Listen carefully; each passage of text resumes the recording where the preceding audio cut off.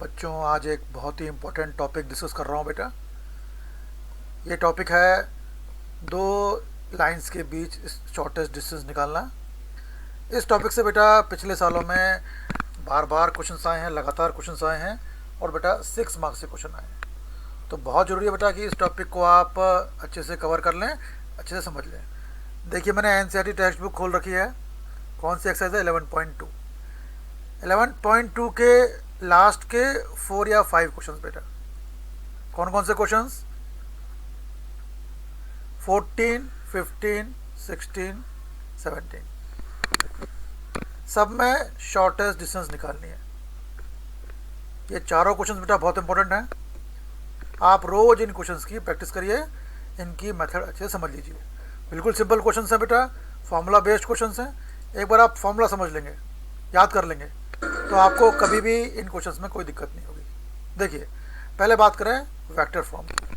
अगर दो लाइंस आपको दी हुई हैं, R bar equal to A1 bar plus lambda B1 bar, दूसरी लाइन दी हुई है R bar equal to A2 bar plus mu B2 bar, तो इन दोनों लाइन के बीच शॉर्टेस्ट डिस्टेंस क्या होती है बेटा? मॉड के अंदर B1 bar cross B2 bar dot A2 bar minus A1 bar upon mod B1 bar cross B2 bar. आप देख रहे हो पहले क्रॉस प्रोडक्ट आ रहा है। किनका क्रॉस प्रोडक्ट है? B1 और B2 का। B1 B2 क्या है बेटा? पहले इक्वेशन में जो कांस्टेंट का कोफिशिएंट है वो B1 बार है, सेकेंड इक्वेशन में जो कांस्टेंट का कोफिशिएंट है वो B2 बार है। मीन्स दोनों इक्वेशन के कांस्टेंट्स के कोफिशिएंट का क्रॉस प्रोडक्ट हो रहा है, फिर डॉट आ रहा है, फिर बिना कांस्टेंट वालों का डिफरेंस आ रहा है A2 माइनस A1, और फिर जो क्रॉस प्रोडक्ट है उसी का मॉड आ रहा है। सिंपल फॉर्मूला बेटा, mod B1 bar cross B2 bar dot A2 minus A1 bar upon mod B1 bar cross B2 bar. एक बार अच्छे से याद कर लीजिए, 2-3 बार लिख के देख लीजिए, कोई दिक्कत नहीं है। अब चूंकि ये दोनों इक्वेशन में बार था बेटा, बार बार बार बार बार बार बार मीन्स ये वेक्टर फॉर्म है। दो लाइन वेक्टर फॉर्म में दी हुई है, उनके बीच डिस्टेंस निकालना है। लाइन एक तरह की और भी होती है बेटा, वो लाइन जिनमें बार नहीं होता। देखिए, x minus x1 by A1, y minus y1 by B1, z minus z1 by C1। एक लाइन ये हो गई। सेकेंड लाइन क्या है? x minus x2 by A2, y minus y2 by B2, z minus z2 by C2। ये Cartesian form है। इन दोनों line के बीच डिस्टेंस क्या होता है बेटा? देखिए, ये होता है एक 3×3 ऑर्डर का डिटरमिनेंट है न्यूमेटर में, x2 minus x1, y2 minus y1, z2 minus z1। Second row में A1 B1 C1, फिर A2 B2 C2, और फिर डिनोमिनेटर में रूट के अंदर ये बड़ा भारी स्क्वायर का सम है बेटा। तो आप देख रहे हैं कि अगर इक्वेशन कार्टेशियन फॉर्म में है बेटा, तो ये फॉर्मूला काफ़ी लेंदी हो जाता है, डिस्टेंस फॉर्मूला काफ़ी लेंदी हो जाता है। जबकि अगर वेक्टर फॉर्म है तो मेरे हिसाब से फॉर्मूला इतना लेंदी नहीं होता है बेटा। हमें केवल B1 और B2 का क्रॉस प्रोडक्ट निकालना होता है, A2 और A1 को माइनस करना होता है, और B1 क्रॉस B2 के मॉड से डिवाइड करना होता है। जबकि अगर कार्टेशियन फॉर्म दिया बेटा, तो आपको एक 3×3 मैट्रिक्स बनाना पड़ता है। पहले तो आपको x2 x1 y2 y1 z2 z1 का ये पता करने पड़ेंगे, फिर उनका डिफरेंस निकाल के फर्स्ट रो में रखना पड़ेगा, फिर A1 B1 C1 A2 B2 C2, ये आपको 3×3 का ऑर्डर का मैट्रिक्स करना पड़ेगा कैलकुलेट। फिर डिवाइड में आपको B1 C2 minus B2 C1 का स्क्वायर, ये सब निकालना पड़ेगा बेटा। ये मेथड थोड़ा लेंदी हो जाता है। और बात क्या है कि इस टॉपिक से क्वेश्चन एग्जाम में आना ही आना है। मैंने आपको बताया कि जो 11.2 एक्सरसाइज है बेटा, इसके लास्ट के 4 क्वेश्चन, कौन से क्वेश्चन? 14, 15, 16, 17, सब में निकालना है शॉर्टेस्ट डिस्टेंस। और मैं बोल रहा हूँ इन चारों ही तरह के क्वेश्चन, शॉर्टेस्ट डिस्टेंस वाले क्वेश्चन लगातार CBSE आमतौर पर क्वेश्चन रिपीट नहीं करता, पर शॉर्टेस्ट डिस्टेंस वाले क्वेश्चन बेटा लगातार कई सालों तक आए हैं। तो मैं क्या करता हूँ, अगर कोई इक्वेशन वेक्टर फॉर्म में दी है तब तो ये फॉर्मूला अप्लाई करना ही है। अगर सपोज कोई इक्वेशन कार्टेशियन फॉर्म में दी है, दो इक्वेशन, तो मैं ये फॉर्मूला अप्लाई ना करके ये वाला फॉर्मूला अप्लाई करता हूँ। कैसे? मैं इन दोनों इक्वेशन को वेक्टर फॉर्म में चेंज कर लेता हूँ। हालांकि आप चाहें तो डायरेक्ट इसमें वैल्यू रख के निकाल सकते हैं डिस्टेंस, लेकिन बेटा ये बहुत टाइम ले लेता है। आपको टाइम भी बचाना है, एक्यूरेट भी होना है, तो ये मेथड बेटा ईजी पड़ता है। तो आज हम दोनों तरह के क्वेश्चन देखेंगे, और आप इन दोनों क्वेश्चन को बेटा आज ही याद कर लीजिए, आज ही प्रिपेयर कर लीजिए। देखिए, पहला क्वेश्चन क्या है?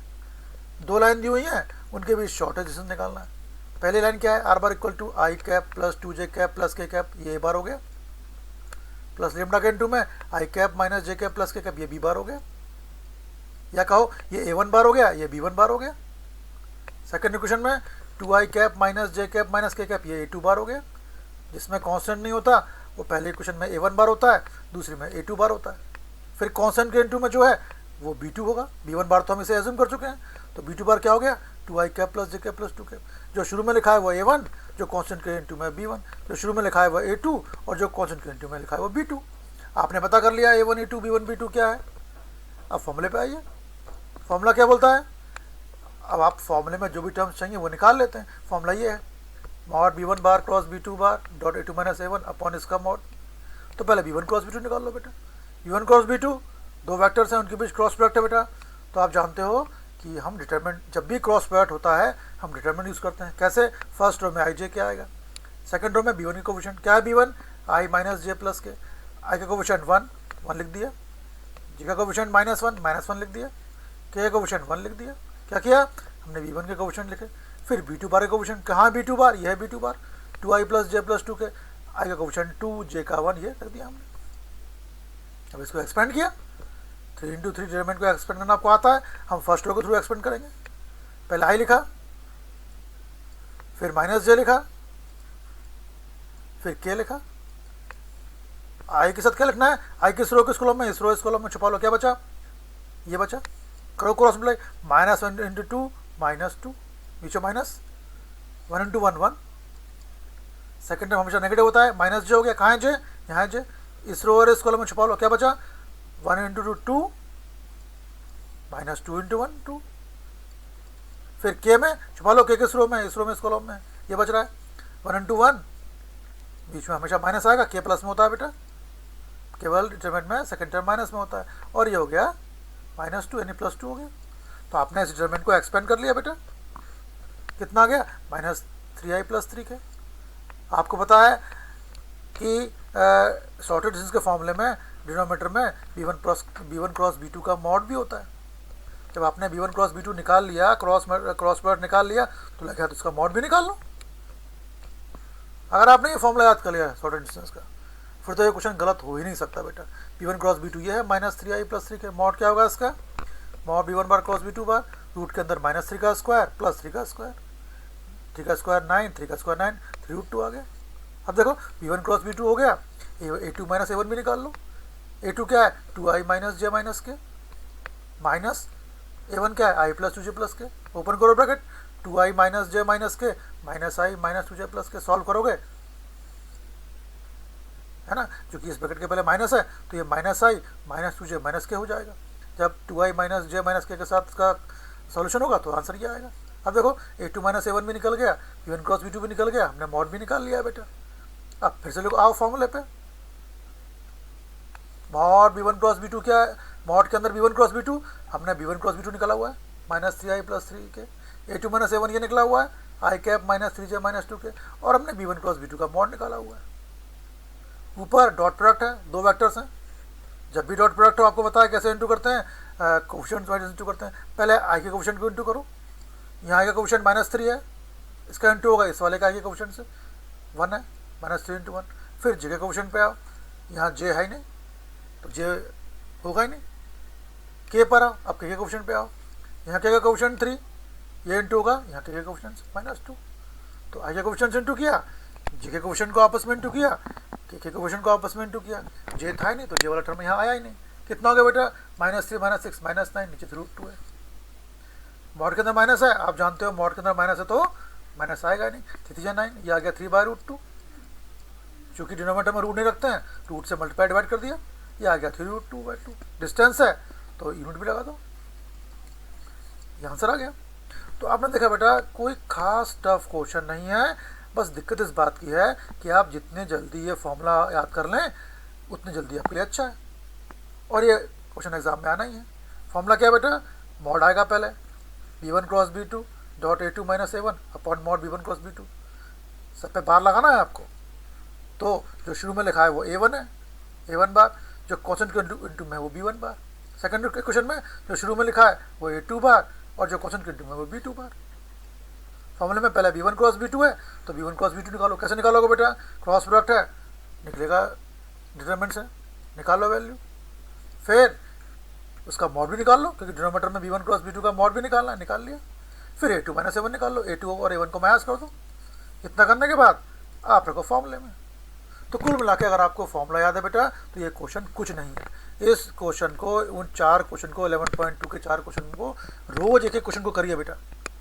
इस बात को समझिए कि ये क्वेश्चन बिल्कुल श्योर हैं, और अगर आपको पता है कि कोई चीज़ श्योर आनी है तो अगर आप उसको छोड़ दे रहे हैं बेटा तो आप एक बहुत बड़ी गलती कर रहे हैं। चलो, अभी हमने 2 वेक्टर इक्वेशन के बीच एंगल निकाला।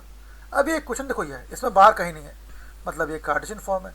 x + 1/7, y + 1/6 -6, z + 1/1, x - 3/1, y - 5y - 2, z - 7/1।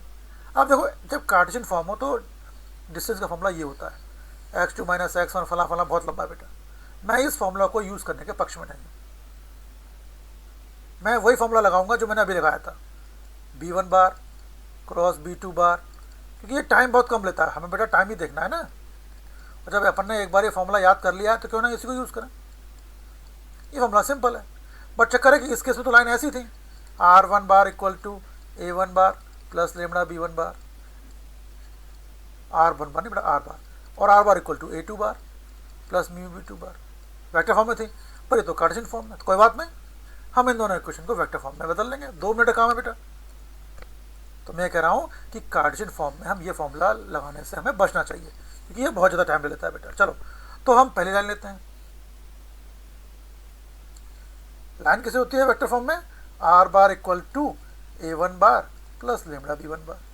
हमें क्या दी हुई है, x + 1/7, y + 1/-6, z + 1/1। मैं आपको वेक्टर फॉर्म में चेंज करने का बिल्कुल सरल तरीका बता रहा हूँ बेटा। क्या किया, जो x वाला टर्म है न्यूमरेटर में उसको रखो 0 के इक्वल, y वाला टर्म है y + 1 उसको रखो 0 के इक्वल, z + 1 = 0 रखो 0 के इक्वल।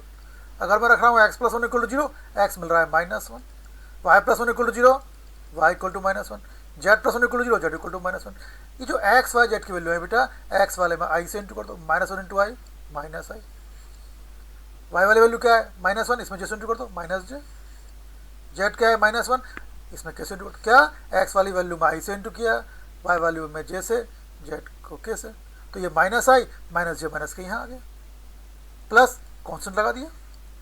अब क्या करना है, जो नीचे लिखा हुआ है 7 - 6 1, 7 x के नीचे 7 × i कर दिया, -6 y के नीचे -6 j कर दिया, 1 मीन्स +1, ये z के नीचे k कर दिया। तो देखो, ये हो गया a1 बार प्लस b1 बार।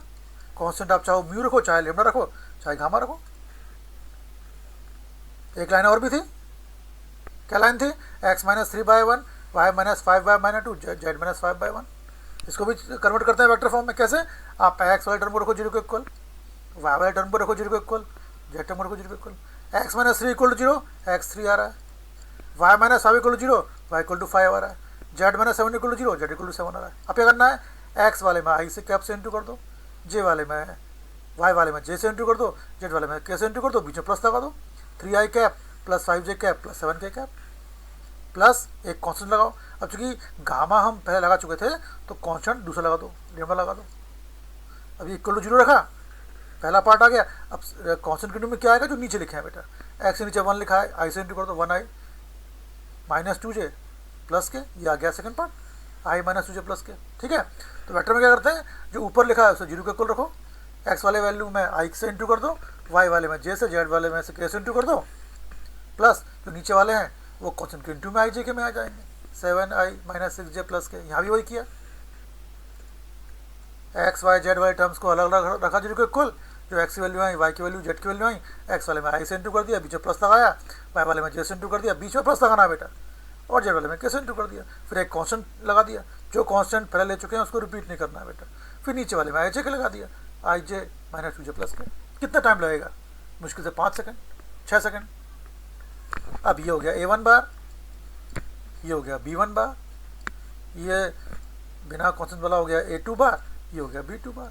फॉर्मूला क्या होता है, आपको याद होना चाहिए, मॉड के अंदर ये दोनों हमने चेंज कर दी बेटा। अब फॉर्मूला क्या है, ये mod b1 cross b2 (2 - 7) mod b1 cross b2। पहले b1 क्रॉस b2 निकाल लो, कैसे निकलेगा, डिटरमिनेंट से निकलेगा। पहले i j कैप, b1 के कोफिशिएंट, b2 के कोफिशिएंट एक्सपेंड कर लो, इसका मॉड भी निकाल लो यहाँ, क्यों, डिनोमिनेटर में b1 क्रॉस b2 का मॉड है, ये आ गया। a2 - a1, a2 में से a1 माइनस कर दो। ध्यान रखो बेटा, प्लस माइनस की गलती हो सकती है। अब सिंपल फॉर्मूला है mod b1 cross b2 dot a2 minus a1 upon mod b1 cross b2। यहाँ क्या किया है, p1 cross b2 dot a2 minus a1, इसको अलग से सॉल्व कर दिया है। आप चाहो तो यहीं सॉल्व करो। p1 क्रॉस b2 क्या बेटा, -4i माइनस 6j माइनस 8 के बीच में डॉट आएगा, a2 माइनस a1 ये है, बीच में डॉट है, कैसे इंटू होंगे, दोनों के आई के इंटू करो। आई का कोफिशिएंट -4, आई का 4, 4 जा 16 माइनस 16, पीछे प्लस लगाओ।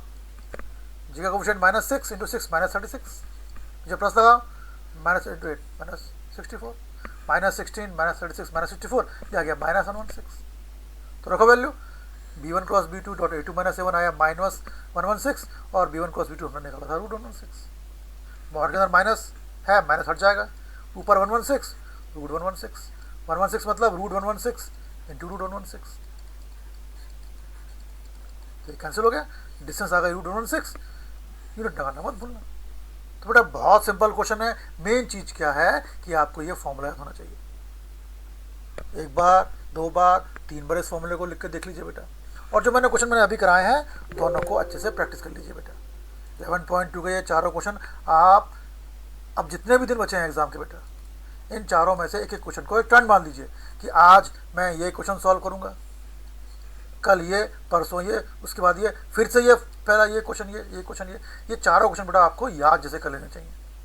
जितना आप प्रैक्टिस करेंगे टाइम आपका कम हो जाएगा उतना, और आप दूसरे क्वेश्चन के टाइम निकाल पाएंगे। बट ये क्वेश्चन श्योर है बेटा, 11.2 के लास्ट के चार क्वेश्चन 14, 15, 67 बहुत इंपॉर्टेंट है। इन क्वेश्चन की बेटा खूब प्रैक्टिस करिए और आज से ही प्रैक्टिस शुरू कर दीजिए।